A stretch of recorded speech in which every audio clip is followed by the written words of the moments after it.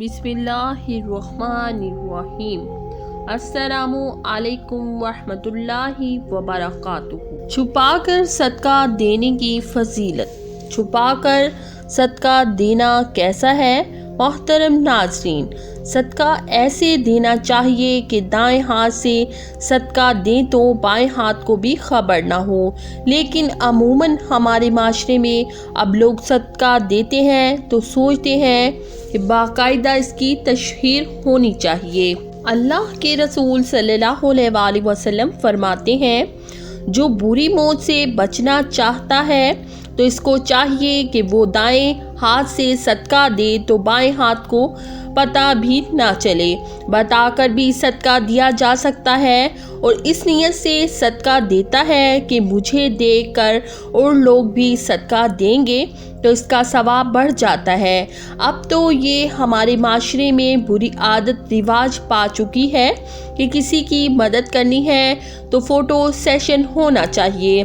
किसी को आटा राशन दे रहे हैं तो फ़ोटो सेशन हो रहा है, या सब कुछ सिर्फ तशहीर के लिए कर रहे हैं। अल्लाह के बंदो, कुछ अपने और अल्लाह जल्ल शाना के लिए तो कर लो। मोहतरम नाजरीन, छुपाकर सदका देने, छुपाकर किसी की माली मदद करना, छुपकर नेक काम करने से क्या मिलता है? छुपाकर सदका देने के हवाले से आपको आज की इस वीडियो में एक ऐसा वाक़या सुनाएंगे कि आप आइंदा हमेशा छुपाकर सदका देने लगोगे। इसलिए अगर कोई नेकी का काम करना हो, कोई सदका खैरात करना हो तो हमेशा छुपा कर किया करें। छुपा कर सदका देने का फ़ायदा क्या होगा? वीडियो में बयान किए गए वाक़े को सुनकर आपको छुपा कर सदका देने की अहमियत का अंदाज़ा हो जाएगा। मोहतरम नाज़रीन, पहले कहा जाता था कि नेकी कर दरिया में डाल। अब ये हाल है कि नेकी कर सोशल मीडिया पर डाल। सदका तो ऐसी चीज़ है कि एक हाथ से दें दूसरे को पता भी ना चले। मोहतरम नाज़रीन, इस्लामी तालीमात और रसूल अल्लाह सल्लल्लाहु अलैहि वसल्लम के मुख्तलिफ अरशादात की रोशनी में हमें पता चलता है कि आसमान से बलाएं नाजिल होती हैं। ये बलाएं अपने साथ मुख्तलिफ बीमारियां, मुसीबतें और परेशानियां लेकर आती हैं। कोई बला अपने साथ बीमारी लाती है तो कोई हादसा, तो कोई रिस्क की तंगी।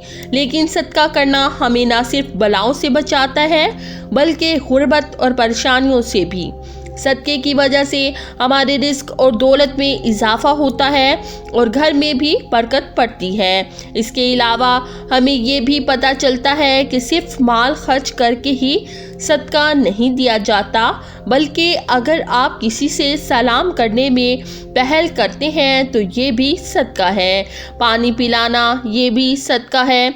इसी तरह सदका देने के बहुत सारे तरीके हैं, जैसा कि दो आदमियों के दरमियान सुलह करा देना, किसी को सवारी पर चढ़ने में मदद करना, किसी को अच्छी बात बताना, नमाज के लिए जो आप कदम बढ़ाते हैं ये भी सदका है। रास्ते से रुकावटें और पत्थरों को हटा देना, दूसरों को फ़ायदा पहुंचाना, किसी को दवा देना, किसी को पढ़ाना या कोई चीज़ सिखाना, किसी को अच्छी बात बताना, किसी को मुस्कुरा कर देखना, किसी मुसीबत में फंसे इंसान की मदद करना, वक्त निकाल कर अपने माँ बाप के साथ गुजारना, किसी की तबीयत पूछना, बीमार की अयादत करना, किसी परेशानी या आजमाइश पर सब्र करना, नेकी का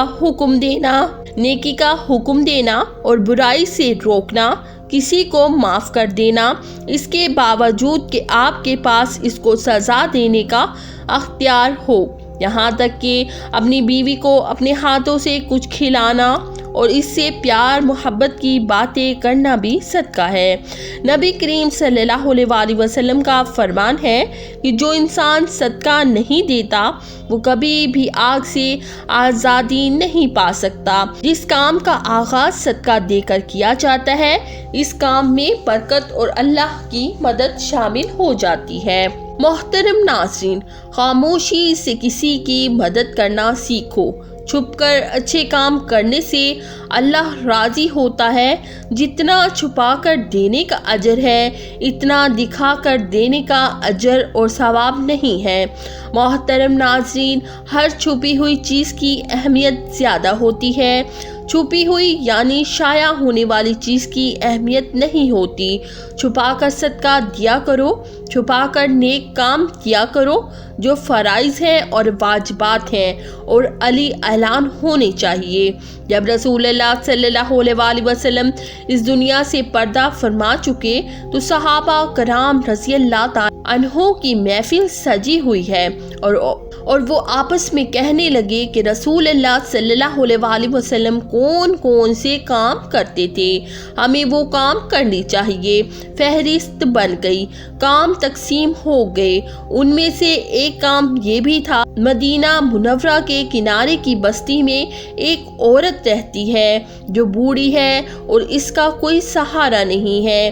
اس کے گھر رسول اللہ صلی اللہ علیہ وسلم جاتے تھے اور اس کی ضروریات کو پورا کرتے تھے۔ کیونکہ رسول اللہ صلی اللہ علیہ وسلم دنیا سے پردہ فرما چکے تھے، اسی لیے وہ ان کے کیے گئے کام آپس میں تقسیم کر رہے تھے۔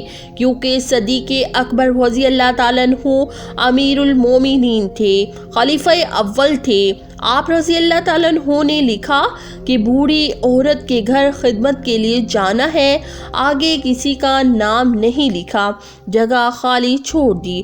حضرت عمر فاروق رضی اللہ تعالیٰ عنہ نے سوچا کہ اس کام کے آگے کسی کا نام نہیں لکھا ہے، شاید وہاں نام لکھنا بھول گئے ہیں، تو وہاں میں جاؤں گا۔ حضرت عمر رضی اللہ تعالیٰ عنہ گئے کہ دیکھا کہ بوڑھی عورت کی تمام ضروریات پوری ہو چکی ہیں، گھر صاف ستھرا ہے اور ہر چیز سلیقے سے رکھی گئی ہے۔ آپ حیران ہو گئے کہ وہاں تو کسی کا نام نہیں لکھا تھا۔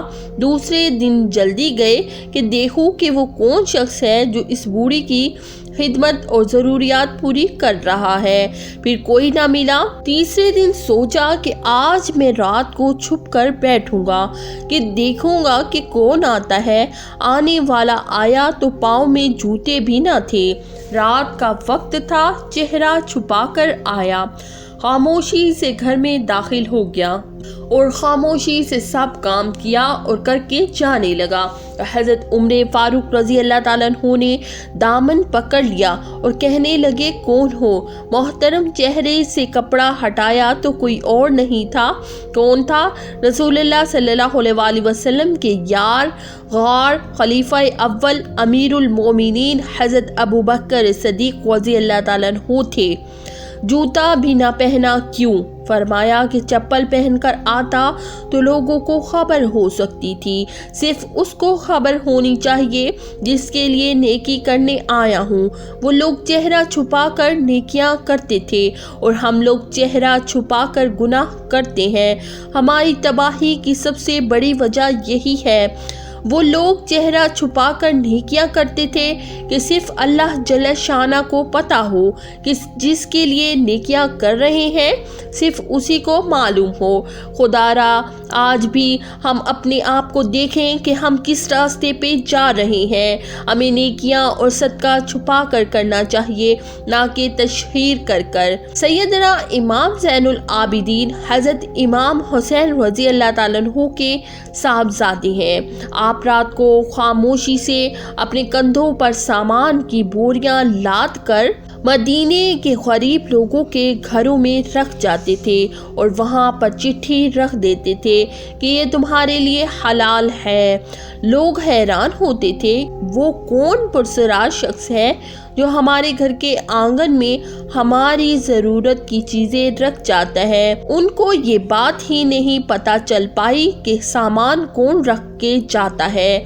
جب آپ کا وصال یعنی شہادت ہوئی تو جب آپ کو غسل دینے کے لیے تختے پر لٹایا گیا تو آپ کی پشتوں پر بوریوں کا نشان تھا۔ لوگوں نے کہا کہ شہزادہ رسول تو کبھی کسی کی مزدوری کے لیے نہیں گئے، تو پھر بوریوں کا نشان پیٹھ پر کیوں ہے؟